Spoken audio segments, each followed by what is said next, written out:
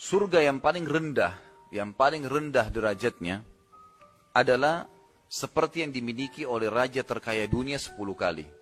Disebutkan dalam hadis Bukhari bahwasanya Nabi SAW bersabda, ini orang yang terendah di surga akan keluar dari neraka penghuni surga terakhir. Artinya nggak ada lagi orang setelah dia di neraka. Jadi nanti tinggal orang yang kekal saja, orang kafir dan orang munafik di neraka. Orang ini terakhir penghuni surga. Semua orang lain sudah masuk ke dalam surga, tinggal dia sendiri. Artinya dia orang yang paling rendah derajatnya. Lalu dia lari dari neraka tersebut, kata Nabi SAW, sementara tubuhnya setengah hangus mengeluarkan asap, dan dia berdiri, jatuh, sampai dia jauh dari neraka. Lalu kemudian dia berkata, Alhamdulillahilladzi anjani minki. Segala puji bagi Allah yang telah menyelamatkan saya dari kamu, hai neraka. Lalu kemudian Nabi SAW mengatakan, Allah perlihatkan untuknya sebuah pohon, naungan. Sebuah pohon, naungan. Pohon itu hanya pohon rindang saja, tapi karena dia bertahun-tahun, bahkan sebagian ulama hadis mengatakan kemungkinan dia ribuan tahun masuk di neraka, karena hitungan satu hari di akhirat sama dengan 1000 tahun waktu di dunia. Gitu kan? Sebagaimana Allah berfirman, Yawma inda rabbika ka'alfi sanatin mimma ta'udun. Satu hari di sisi akhirat nanti, di sisi Tuhanmu adalah sama 1000 tahun untuk kalian di dunia. Maka orang ini pun ribuan tahun bersiksa dan tidak pernah lihat naungan. Dan perlu antum tahu, bahwasanya di neraka orang tidak akan rasakan kematian, tidak akan rasa kematian, siksaan demi siksaan, itu kan. Jadi bodoh kalau orang mengatakan tidak apa-apa saya masuk neraka dulu, dia tidak fahamin. Dan kalau kita ambil korek gas membakar ibu jari kita 10 detik saja sudah memar, kalau 1 menit bisa matang tangan kita dan berbulan-bulan kita nggak bisa tidur. Bagaimana kalau api neraka membakar dan tidak ada berhentinya, tidak ada kematian? Kalau seorang pencuri di jalanan digebukin, kemudian dia mati, pasti orang sudah berhenti gebukin, karena dianggap dia sudah mati, nggak rasakan sakit. Di neraka nggak ada kematian. Ya, selalu setiap kulit mereka terbakar, diganti kulit yang baru, terus begitu. Dan tidak ada ya berhentinya sampai dosa dia selesai. Gitu kan. Penghuni neraka ini keluar, lalu dia merasa syukur kepada Allah kena selamat dari neraka, dan Allah lihatkan naungan pohon yang tidak pernah dia lihat sebelumnya. Karena makanan di surga buah zakum, naungan pohon-pohonnya semuanya pohon yang penuh dengan api yang panas, meleleh darinya timah-timah yang panas, dan beragam macam siksaan. Tentu ada bahasan sendiri di neraka, bahasan neraka, tapi yang jelas seperti itulah. Dia melihat pohon, dia merasa sangat rindang, dan dia mengatakan, ya Allah, dia langsung mengangkat suara, sampaikan saya ke pohon itu dan saya tidak minta yang lain. Kata Nabi SAW, Allah berfirman kepadanya, apakah kau yakin kau tidak akan minta yang lain? Kata dia, tidak akan minta ya Allah. Maka Allah SWT pun mengizinkan dia untuk sampai ke pohon tersebut.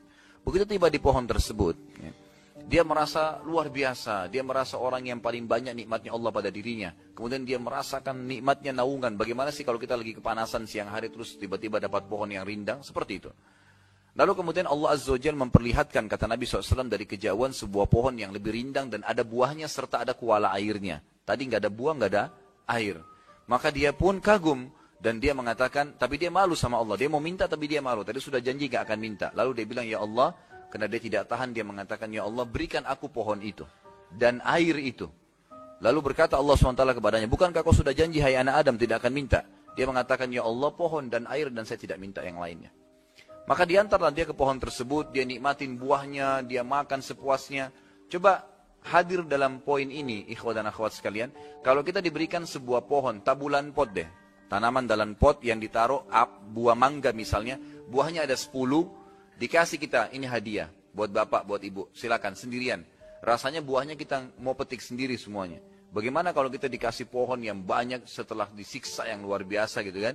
Dikasih pohon dan ada air, dia makan, dia minum, dia puas. Kata Nabi SAW, dia mengira dialah orang yang paling besar nikmat Allah padanya. Padahal dia ini orang terakhir, semua orang sudah di surga. Kemudian dari kejauhan, kata Nabi SAW, Allah bukakan baginya pintu-pintu gerbang surga. Dibukalah pintu gerbang surga dan tercium baginya bau wangi surga.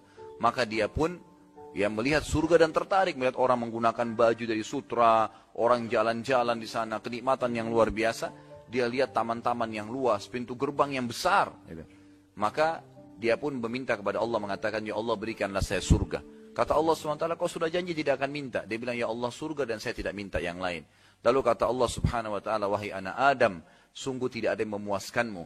Apakah kau akan puas kalau saya berikan kepadamu seperti yang dimiliki raja terkayanya dunia? Siapa itu kira-kira? Sulaiman alaihissalam.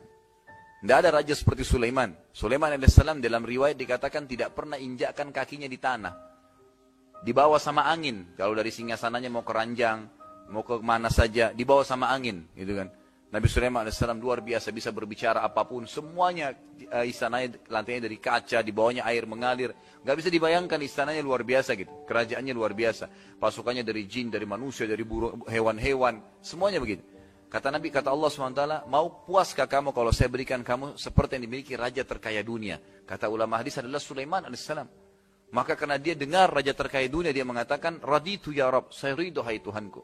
Lalu Allah berkata padanya, walaka mithluhu, kau akan saya berikan dobelnya.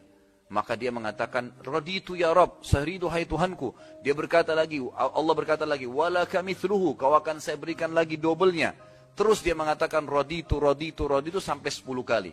Setelah 10 kali, maka saking senangnya orang ini, dia berkata, ya Allah, anta abdi wa ana rabbuk. Dia balik, ya Allah, engkau hambaku dan saya Tuhanmu.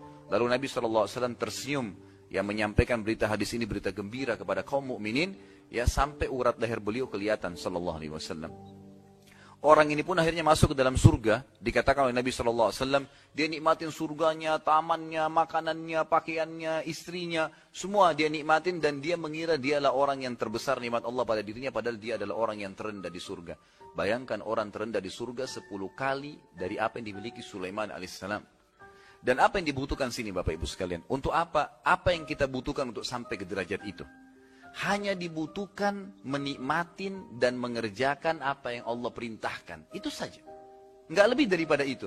Kerjakan apa yang diperintahkan yang wajib dan sunnah, butuh waktu sedikit. Sholat, puasa, zakat, haji, butuh waktu sedikit. Kemudian nikmatin yang halal, lalu kemudian tinggalkan semua yang dilarang, yang haram dan makruh, dan jauhi semua itu. Jangan dikerjakan. Yang haram semua dijauhi, tidak dijauhi, tidak ada manfaatnya, ditinggalkan saja.